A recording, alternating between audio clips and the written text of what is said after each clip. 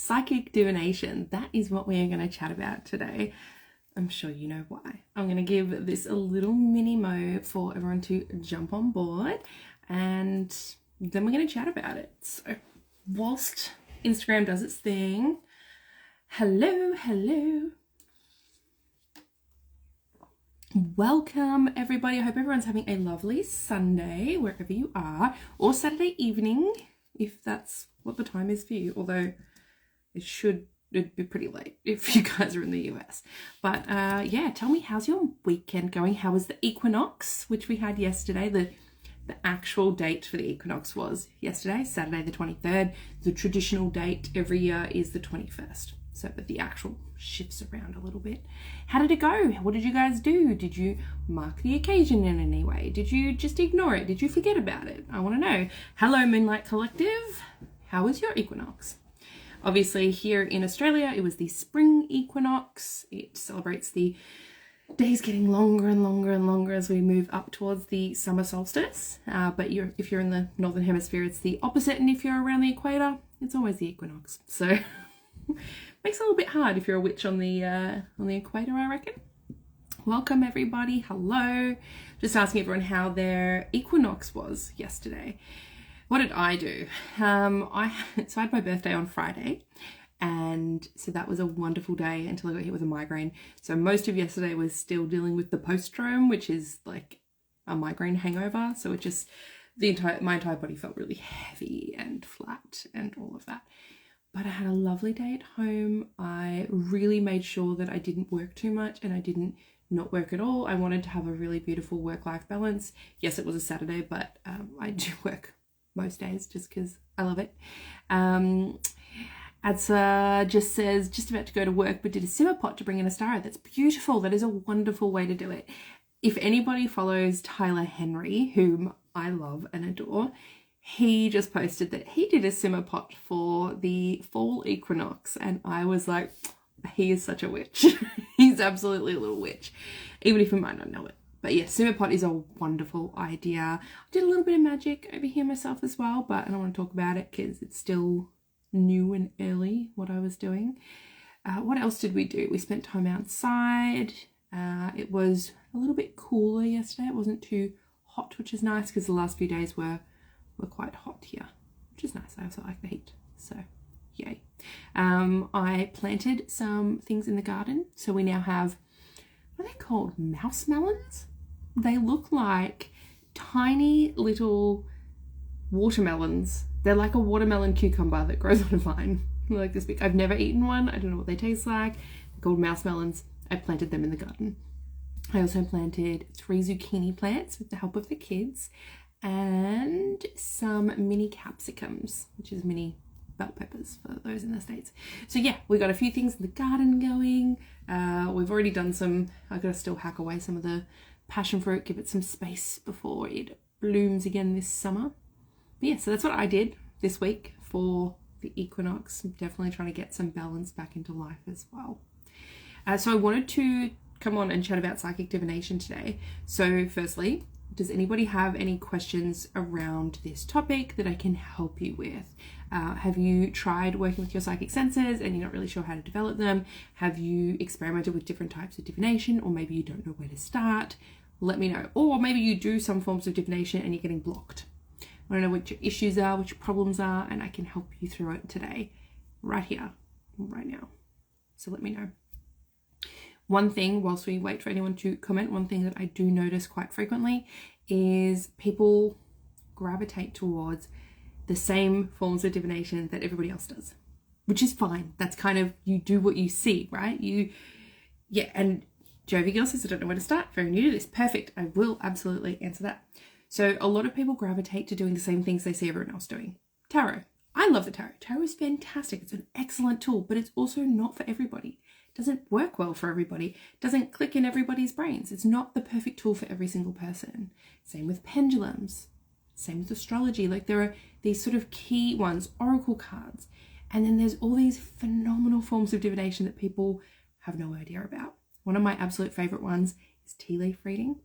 Another really favorite one is wax reading. And I think wax reading does not get used enough. It is so fascinating the way it works. And it has been a very, very accurate form of divination for me personally.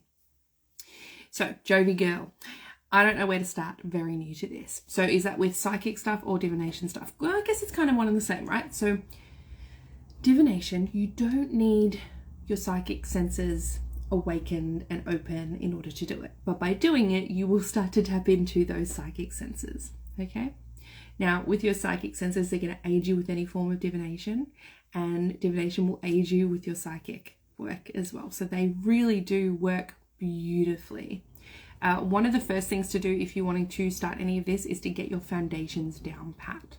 So you don't want to just jump in without knowing how to shield yourself, without knowing how to ground yourself, without knowing how to cleanse yourself, or without having an understanding around meditation. One of the big things I hear from people all the time is, I can't meditate.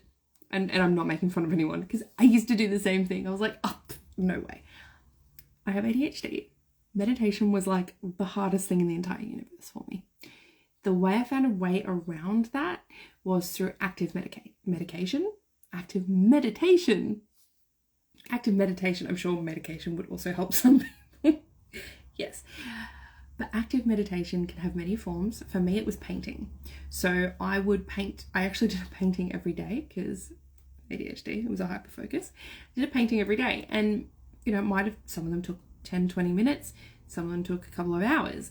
But that focus that was needed, whilst I was painting, I was focusing on the painting, right? I was looking at the painting, I was thinking about the colors, I was doing the colors, and it allowed my brain a little bit of space for quiet and to observe itself, basically. Adult coloring in is another great way to do that. Gardening. Now, driving is technically not really a form of active medication because you do need to be focused. You can't switch off as much, but I do find it's kind of similar. A lot of people will find, ideas coming to them as they drive, or they have that space to think about the things that they've been wanting to think about.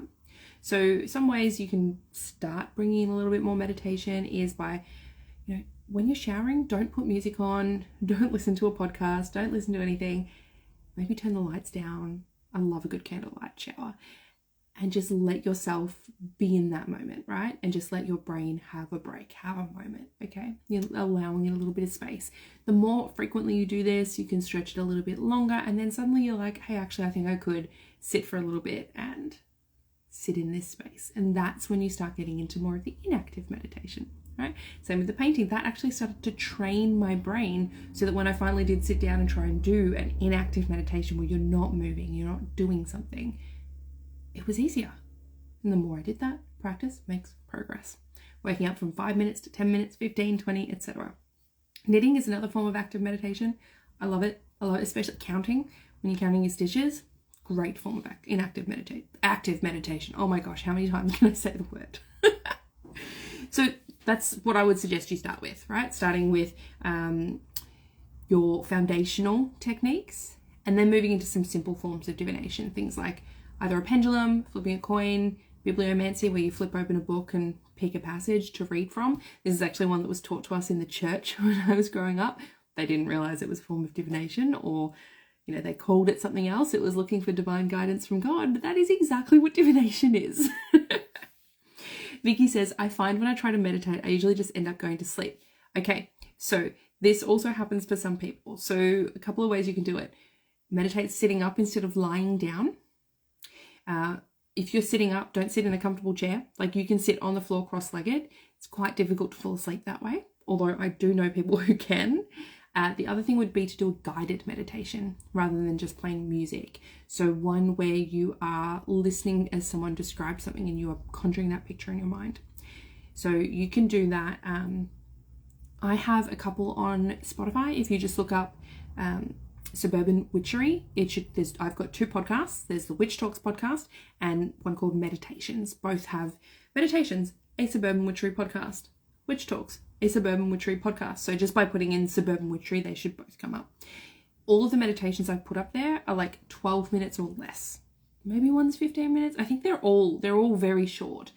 And that is because these are for people beginning and starting out to get yourself into that practice, right? If you just do a 10, 12 minute meditation every day. That is phenomenal, right? Once a week is great. 3 times a week is excellent. Every day is like amazing goals, okay? Very difficult. So yes, thank you. Great suggestions, thank you, says Jovi Girl. And Vicky says thank you as well. You're very welcome.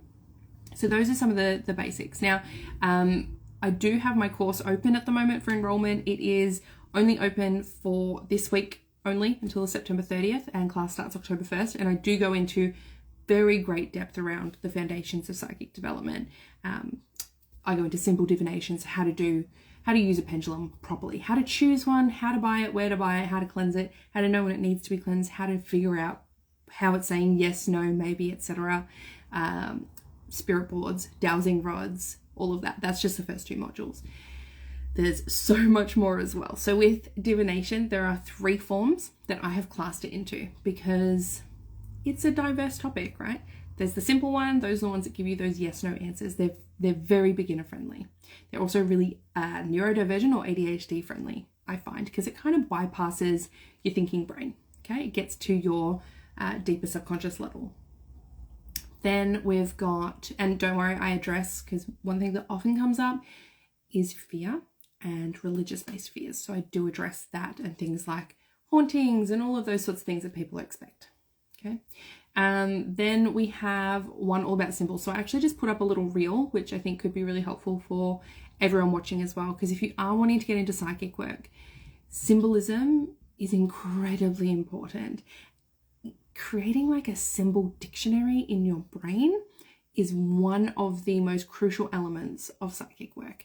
And same with divination, right? Simple divination, not so much. A pendulum, you don't need to know a knowledge of symbols. However, if you work with the tarot, I'm going to give you an example.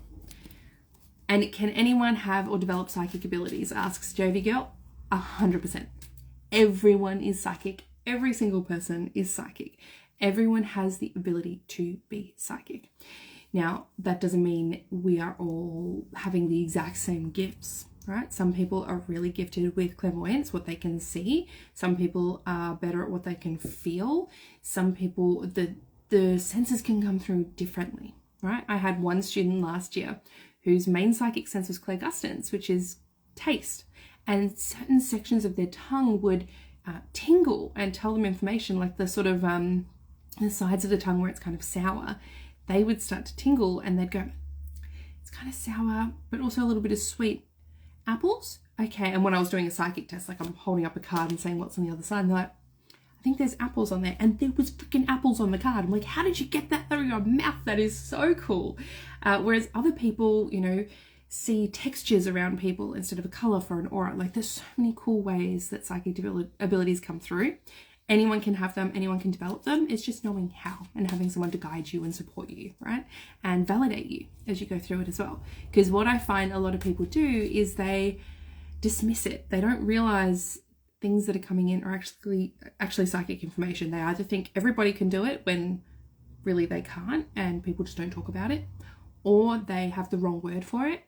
When I used to get precognitive visions as a child, my mum told me that that was deja vu.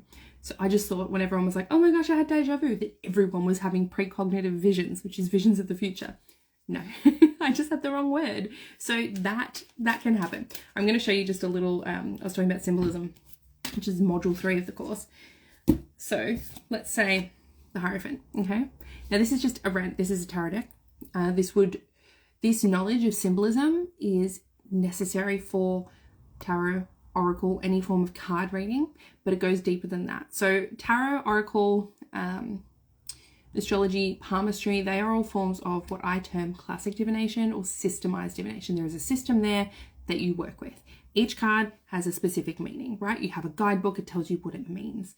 Whereas when you get into the last module of the course on free-flowing divination, there's no system there. It is free-flowing. You have to have that symbol dictionary built up and developed in order to do that practice.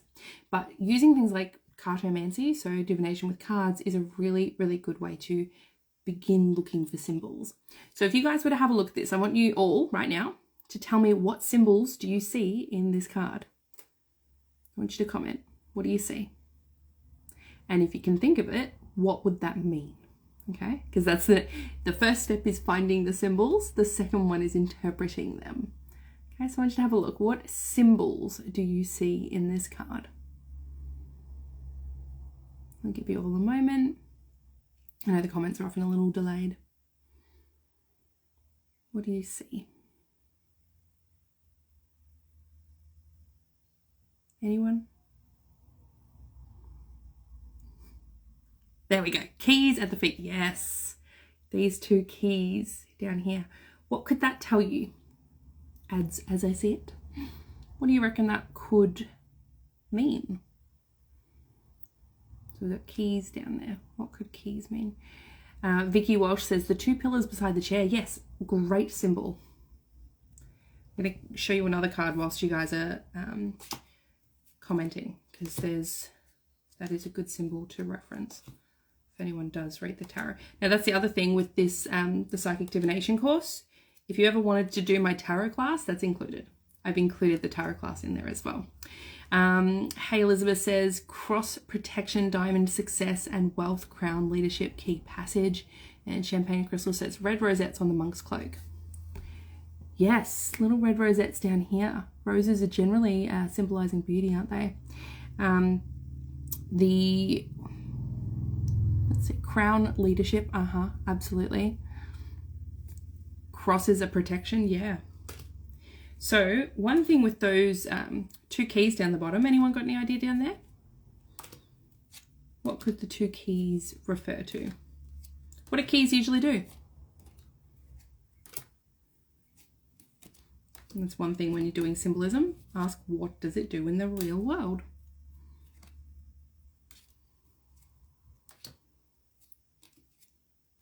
I know you guys know what keys do. Just waiting for you guys to comment. Come on. Unlocking knowledge. Oh, Vicky, good job. Unlocking. Yes, yes, yes, yes, yes. So with these two keys, right, they're kind of crossed, right? That's kind of like a stopping here. So this card, and he's also barring the way in between these two pillars, okay? So he is the key to unlocking this like secret knowledge. The Hierophant is a card often used to symbolize things like the Golden Dawn or secret traditions, secret societies, right? We've also got very Catholic vibes, right? He's the one that talks to God. We have to follow him. He's the one with the answers. He's got the power, okay? Another little thing here that no one picked up on, his hand symbol here. So he's got his, it's the two fingers up like this. This is called a benediction. This is a symbol of a blessing, okay? This is often seen by popes. You can also see it, I'm going to show you on my little statue. On my Baphomet statue, you can see he has it there as well. We see that, this is a symbol rife image right there. So, a benediction, right? A blessing. So we've got many different things we can pick up just by knowing symbols and what they mean. We've got the crosses. Now crosses can be protection. They can also, because it's a Christian cross, they can symbolize sacrifice as well. There's a few different things. He's holding all the keys. That's right. Yes. Yes, he has the keys there. And you must obey and follow in order to get access to that information, right? It is behind closed doors. He blocks the way between the pillars, and behind that pillar, there's not really much, there's like a chair and like concrete, right? You can't get through. You cannot get through to access that knowledge without going through here. In contrast, when you look at these two cards together, right? Look at this. Look at this. Look at the, oh, I love it. I love it. Okay.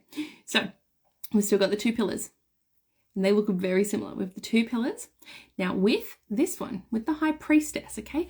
This is like a priest and the priestess. So we've got almost the masculine and feminine duality here. Now with the two pillars, that also symbolizes duality. This one we have a black one and a white one. They have a B and a J on them. That means Boaz and Joachim. That's from, it's biblical. There's a lot of biblical symbology in here. So she is sitting between these pillars. Now what's behind her though? That is actually a veil. So it's not a hard ass wall that you have to like break down to get through and only if select few get access. And there's no keys in this one. There's just a veil, and we can actually also see through it a little bit. If you look closely, there is water behind there. There is calm water. And the calm water symbolizes intuition, right? The subconscious realm, okay? So she's not blocking it so much. She's there. You can go to her for guidance, but you could get through as well if you want to, okay? She's also got a lot of symbolism of pomegranates. That is the menstrual cycle. We also get like Persephone vibes, the moon also, so intuition, all of these things, wisdom, all coming through here, okay? Now, the other thing is we've got 2 and a 5. There's number symbology. So in my symbolism module for the course, I go through what all the symbolism for the numbers means, what the color symbolism means. And this isn't just for tarot. This is literally for everything, okay? It's very, very... That module's a deep one. It's pretty heavy because symbols are a lot, as I'm sure you can tell, but I get very excited about it.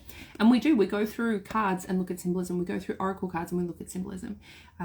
We look at universal symbolism versus personal symbolism. At the end of that module, we even create together. So I guide you through a meditation to create your own symbols with your spirit team, with your guides. It's really fun. Now, next one, Mabon Blessings. Thank you. Our star of blessings from over here. And now look at this card, right? This is all just in the Rider Waite Smith. Pamela Coleman Smith and Arthur Edward Waite were amazing. Pillars, pillars, pillars. Okay, look at this. This is our Justice card. And we have pillars. We have the idea of balance. We have up and down. So hands slightly up and slightly down. So they're balanced. But they're also as above, so below. I get that in this. Not so much as in the Magician. I'll show you the Magician has a similar... Where is it? I know the Magician. There. Up and holding, like, instead of a sword, he's got his wand, which is power. Swords are also power, but truth. They symbolize truth. And down, pointing down towards the ground, right? He's kind of got that same... So they've almost got the same hand pointing down a little bit. And then holding up. So... when you can bring the cards together, which people usually just read one at a time, but being able to look at them together, you can like get so much more. So this card has ties to this card, has ties to this card, has ties to this card. I love it. Okay, and Justice, they've also got a veil, right, between those two pillars. So there is so much that you can figure out once you start to understand symbolism, and once you learn it, you can't unlearn it. It becomes something that you notice everywhere, and you can use it in things like free-flowing divination. So cloud reading, okay, cloud reading is a form of divination. It's free-flowing. That means there is no set system. There is no, if you see this in this position, blah blah blah blah blah, it means X, Y, and Z. However, side note, this is not really divination, or kind of is.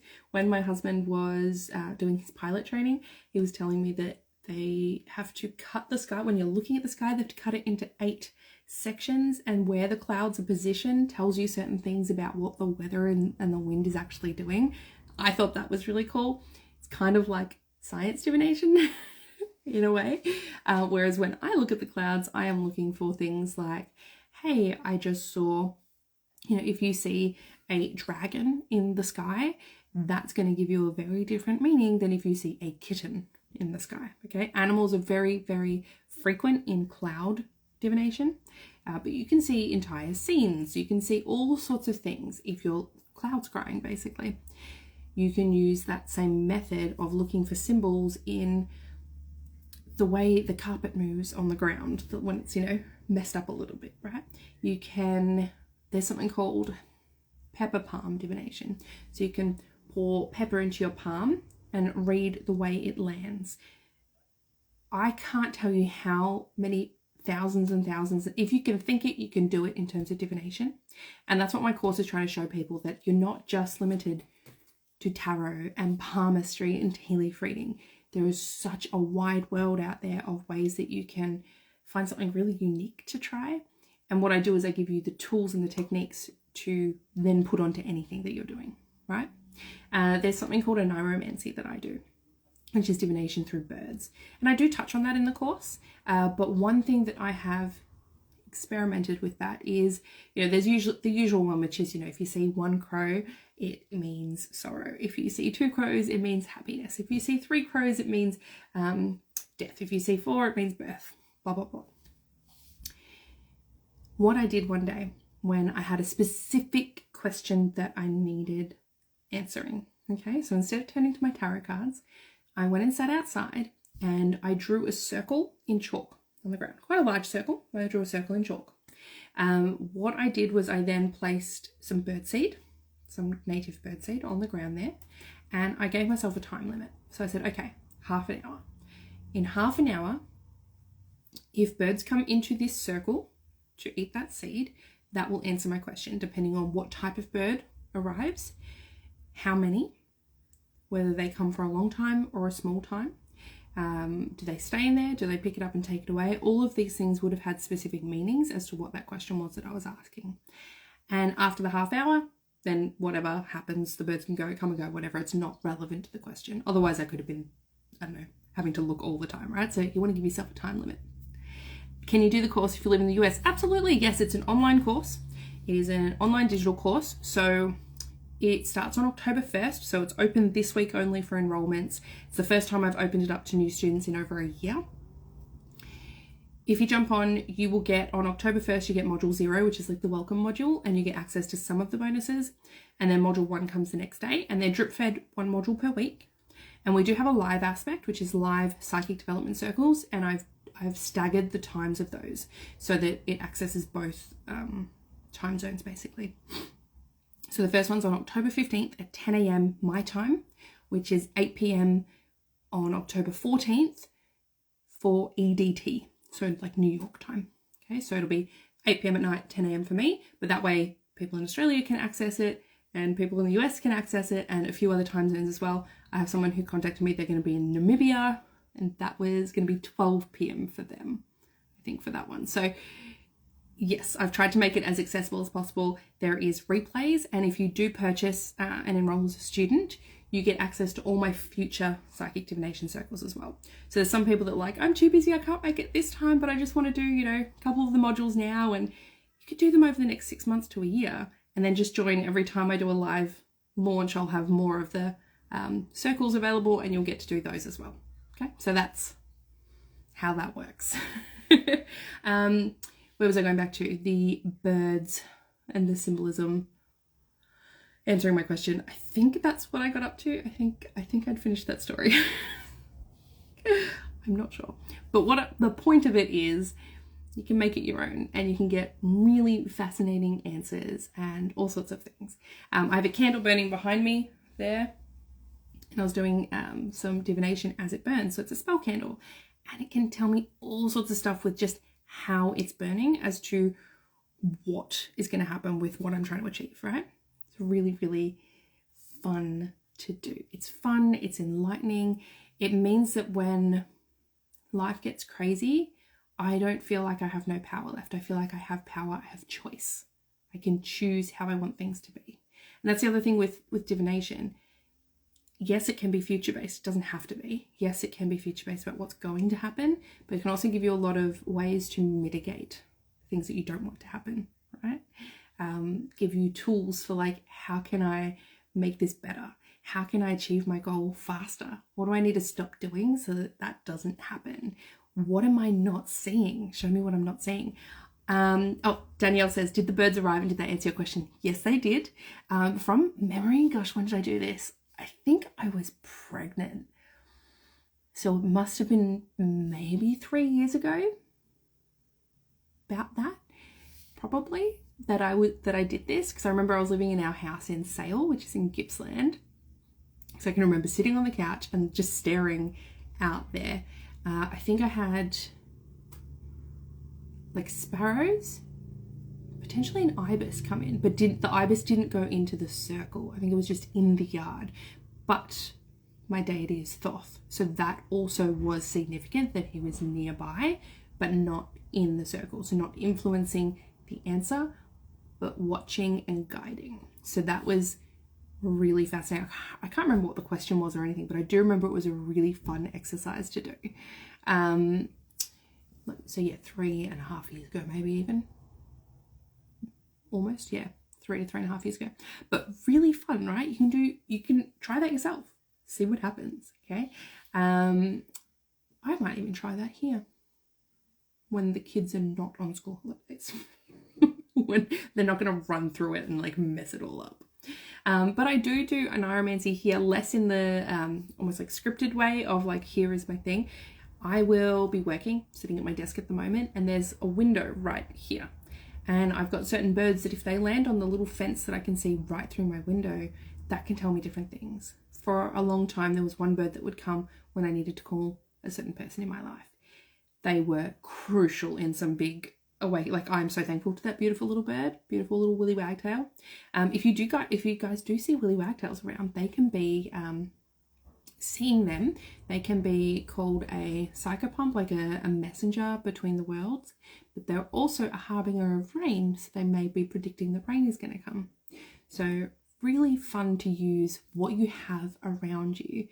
You can look at the trees and see, once you learn how to do scrying, right, which I teach in the last module of the course, you can bring those skills into anything. So I teach it through things like pyromancy, so staring into flames, capnomancy, which is smoke scrying. We do wax scrying, so chiromancy, and also crystal mirror gazing, so black mirror gazing. Then you could look at trees and how all of the leaves are together, and you could scry with the leaves. You can pour black ink into water, like, oh, I get excited about this. I don't know about you guys, but I get excited by it. I think it just opens up a whole new world. So practical ways you can use it whenever we are a defense family and whenever we have to choose a defense house. Sometimes you have like 30 minutes to make a decision, and so we pull out the tarot cards and we choose that way, right? My husband has used me for, readings on help with his career. What else? We've used it for help with the kids and with parenting. So I might turn to divination to see how I can, best support my children. And sometimes we use it for them. So things like they've had a bad dream, I will use the skills of ironmancy, which is dream divination, to see what that dream is telling them and how we can work through it together. So there's so many different ways you can use it. Also, because we move so frequently, I'll tell you the best way to break the ice with a new friend is to be like, hey, come on over, let's do tea leaf reading together. I'll teach you how, I'll read your tea leaves, right? Super fun. Super, super fun. Great icebreaker. Also a good way to find out whether someone is going to like me or not. If they're like, no, evil, then I'm like, okay. we may not get along. So yes, so that is, I guess, my little excited spiel around divination. There are also 2 modules in there specifically based on the psychic senses with psychic development tests as well. So, where I hold something up and you have to guess, well, not guess, you have to tune in and see what you can pick up on the other side of the card, or what I'm holding, or whatever it is. For the Claire Gustins one, like, I taste something, you have to see if you can pick up what I'm tasting. And I've had people that get these right every single time. And I've had people that get all of the clairvoyance ones correct, but cannot figure out the smell ones, right? And my usual advice is you focus on the thing you're really good at. Don't bother working so hard on the ones that you're not, because you're going to spend way too much effort where you could be focusing on what you're already strong and good at. So you'll come out of the course knowing exactly what your strongest psychic skill is. And when we do the psychic development circles, not only do we chat about the previous 2 modules, like, hey, any questions? Anyone have any issues, concerns? What was really difficult? What was blocking you? And I help you through that. But then also, what was your favorite part? What did you have fun with? And then we join in circle and we do psychic development exercises there and then, which is the live ones, and the validation that you get from that is where everyone's confidence soars. It's where you go, oh my God, I can actually do this. It's not just a fluke. It's so fun. And you can see how other people are doing it as well, because that can be part of it. Not seeing other people do it can mean it's harder for you to figure out how it should be done, right? And if you can't even get to the live aspect, there's comments available on all of the modules, so you can comment a question and I will answer you. Like, I'm there to support all of my students. I want nothing more than everyone to have success in this, right? Like, this course is for you guys, to help you learn these skills so that you can use them in your day-to-day life, to work through decisions, big decisions. Like I use it for decision making all the time. I use it for fun. I use it for helping my friends. The amount of times I go, Hannah, please, I need some help. What do I do in this situation? I'm like, okay, here are your options, right? So it's a really, really great tool in your toolbox, in your spiritual toolbox to have at your disposal. I feel like I've just ranted with joy at you all for I don't know how long. Does anyone have any questions before I jump off today? Anything that anyone's curious about or excited about or unsure about? Have you done the course and loved it? Have you been looking at it but you're not sure or something's holding you back? I'm really curious to hear from you all. And whilst the comments come, I will show off my beautiful statue that my husband bought me for my birthday from Salem. Isn't it beautiful? And again, when we're talking about symbolism, I'm sure you can see a lot in here, right? From the upside down pentagram, we've got his goat feet and horns. There is, I don't know if I'm going to pronounce it right, but solve and coagula. So like destroy and bind. Pretty sure that's what it means in Latin. There's a lot of duality here. It's really cool. I love it. It's my Baphomet one. Kelly says, course was brilliant. Yes, Kelly did my course last year. So she has also been invited to this year's Psychic Development Circles because I want you guys to have as many opportunities to practice these skills as possible. And they're super fun. Super, super fun. Thank you, Kelly. As I said, this year we've got a few extra bonuses as well. So there is the tarot class that I presented, so you'll get access to that. You'll get there's some tarot spread PDFs that you can try. There is lots of cheat sheets that you can download. There is access to one of the classes I presented recently. Baphomet, yes, that is Baphomet. Hello. So this is what my husband purchased for me in Salem. So you can see it's sitting on the world there. Now this is called, what is it called? It is in the, come on brain, switch on. It's the two snakes with the rod.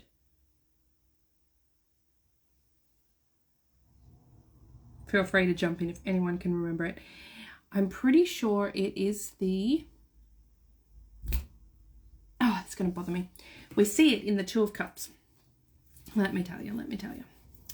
There's a Two of Cups. And it's got a link to Hermes and Mercury. The word will come to me. I just have to find out which filing cabinet I placed it into. I'm going to show you that one as well. Let's bring it up. Talking all about symbolism. I can't even remember the name of it. Caduceus. The Caduceus. There we go. Caduceus. Where is our Two of Cups? Did I go past it just then? Because I do want to show you guys so you can see how just symbolism in lots of different things, you'll see it time and time again. Like it's not just relegated to one thing here and there. Where can I find? Is that the same symbols doctors use to represent medicine? I think it's not quite the same. Hold on. Let me pull my Google machine up. Caduceus. I'm so glad I remembered that word. You can see why it was hard. Staff of Hermes, Caduceus. It's carried by Hermes in Greek mythology and consequently by Hermes Trismegistus in Greco-Egyptian. So Hermes Trismegistus, Hermes thrice great, is Thoth, Hermes and Mercury, all being together. Is born by heralds in general. Let's see if, I don't think it's, what does Caduceus symbolize? Hermes or Mercury. Identified with thieves, merchants and messengers. Is it a medical symbol? It is the official insignia of the United States Medical Corps, the Navy Pharmacy Division and Public Health Service. So yes, sometimes it can be them. It's not the same as the bowl of Hygeia. Is that the other one people use, or is it the staff of Asclepius? The rod of Asclepius, which is one rod with one snake. That one is associated with healing and medicine. Okay, so very, very similar. One snake, healing and medicine. Two snakes, messengers, Hermes, Thoth, Mercury, heralds, all of that. However, is also used by some US as the thing, so the Navy and the medical corps. Okay, so there is slightly, but it's not usually the one that we're thinking about, right? So you can see that there. The other things with the duality in here, so we can see quite a masculine figure, and then we notice that there are breasts as well, right? Now, one thing I wanted to note, do you see the similarity? Okay, now at the top, so we can see there's a pentagram here. It's actually right way up. On here, on the top of his head, there's an upside down pentagram. We have the upside down pentagram here. Now the upside down pentagram, why that middle point being down below is significant, is because the middle point, which is usually up, represents spirit. And then we've got earth, air, fire, and water. But spirit being down the bottom means that we've actually got the material things above spirit. So it's putting material pleasures over that of the spirit, okay? So this card, when you're getting this card and knowing that symbolism, that's how you can say, oh, we're putting the material pleasures over that of the spirit. Temptations, things that feel good, sex, decadent food, wine. And then we also have here, we've got fire, things that are slightly combustive, right? They're gonna, sex, passion, anger. We've got this grape here that is wine, alcoholism, dependency, drugs, all of that comes in here as well. There is this, sometimes this can come up and be like, amazing sex life. Sometimes this comes up and it's like, no, this is mental health issues, dependency issues, addiction, and all sorts of things. Okay, so it's really fascinating once you start to get into it. Now, with Baphomet, from memory, I think it only really came about recently. Like, it's a recent, let's go, Baphomet origin. It's not an ancient symbol. It's an invented pagan or Gnostic idol. So it's from, I think, from the 1500s, from memory. The Knights of the the Templar Knights were said to have worshipped Baphomet. Okay. But yeah, if you want to know more, I think Eliphas Levi does talk a little bit about it. I do have, where is his book? Not right here. I do have his book, the book on transcendental magic, which I've been slowly reading through over the past 5 or 6 years. It's so boring, but interesting. It's one of those ones I'm forcing myself to read. It's like written in the 1800s. They're not the most interesting writers. I'm pretty sure there was a section on Baphomet, if I remember rightly. But anyways, so hopefully that is like lots of interesting information for you all. I recommend you check out the course, see if it sounds right for you. If you're not sure, feel free to hit me up. I'm here for you guys, and I want to make sure that's the right decision for you. If I don't think it's the right one for you, I will let you know, okay? I'm not about ripping people off or convincing them to do something that's not going to help them, okay? So there's lots of information on the page for it, and you can always reach out. So I hope you guys have had an interesting time today and have learned a lot. I hope this has been interesting, and thank you very much for joining with me and sharing your energy with me. I really thoroughly appreciate it, and I love all of the discussion that we get to have. I love all of your comments. I love all of your support. I love meeting all you guys and getting to know you. It's really, really wonderful. So I hope you have a lovely rest of your day or evening, wherever you are in the world today. And Longhead Yogi, yay, you're so excited. I'm so excited too. Thank you so much for purchasing. Which PS, I totally forgot to say, there is an early bird special, which is the chance to win a one-on-one call with me for 1 hour. It's called the Witching Hour Special. And that, chance to win that ends tomorrow. Okay, so by midnight tomorrow night, if you haven't registered yet, you're not going to be in that course thing. So yeah, you're going to dive so deep. At the moment, there is a 1 in 3 chance. I guess if you purchase next, it'll be a 1 in 4 chance of getting that witching hour phone call with me. And that is, I usually recommend, we don't have to, but I usually recommend doing after you finish the course. So anything that you want to talk about from a course, we can chat about, we can practice, I can help fine tune those skills for you. We don't have to do it around the psychic development. You can just use it for a reading. It's literally one-on-one with me for an hour. So you can use it as however you wish. So yes, that is the early bird special that's currently open. So if you're thinking about it and you want to purchase, I'd say do it today or tomorrow rather than waiting until the end of the week when the doors close.